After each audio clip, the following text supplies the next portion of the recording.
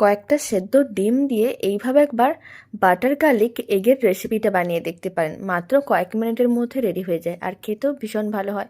প্রথমে 5টা সেদ্ধ ডিম নিয়েছিলাম, তারপরে সেদ্ধ ডিমগুলোকে ছুরির সাহায্যে ঠিক এরকমই হাফ করে কেটে নিতে হবে। সমস্ত ডিমগুলোকে হাফ করে কেটে নিয়ে এক সাইডে রেখে দিলাম। আপনারা চাইলে ডিমগুলোকে ভেজে নিতে পারেন, তবে আমি এখানে আর ডিমগুলো ভাজছি না, এরকমই সেদ্ধ করে হাফ করে কেটে নিলাম। এখন একটা কড়াই নিয়েছি, কড়াইয়ের মধ্যে আমি বড় চামচের 1 চামচের মতন বাটারে দিলাম। এবার বাটারটা মেল্ট হওয়ার জন্য অপেক্ষা করতে হবে। ফ্লেমটা মিডিয়ামে করে রেখেছি। প্রায় 2 মিনিটের মতন এইভাবে রেখে দিয়েছিলাম, বাটারটা মেল্ট হয়ে গেছে।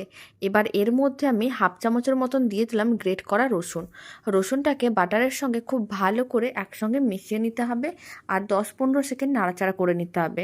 যখন রসুনটা ভাজা হয়ে আসবে তখনই কিন্তু এর মধ্যে হাফ চামচের মতন দিতে হবে কর্নফ্লাওয়ার।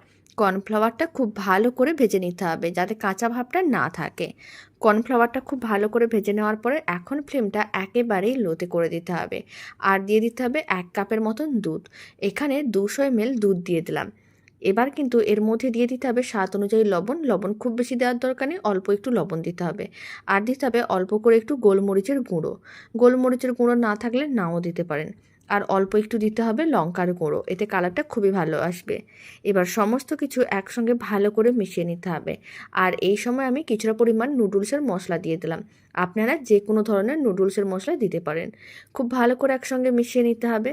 আর খুব ভালো করে মিশিয়ে নেওয়ার পরে এখন কিন্তু ফ্লেমটা মিডিয়াম টু হাইতে করে এইভাবে মিশ্রণটাকে 2 মিনিটের মতন ভালো করে ফুটিয়ে নিতে হবে। 2 মিনিট খুব ভালো করে মিশ্রণটাকে ফুটিয়ে নিলেই মিশ্রণটা অনেকটাই ঘন হয়ে আসবে। তারপরে একবার ভালো করে মিশিয়ে নিতে হবে, ফ্লেমটা লোতে রাখতে হবে।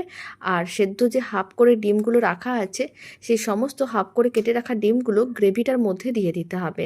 আর দিয়ে দিতে হবে অল্প করে একটু কুচনো কাঁচা লঙ্কা। আর আমি দিয়ে দিচ্ছি মিক্স হার্বস। মিক্স হার্বস না থাকলে নাও দিতে পারেন।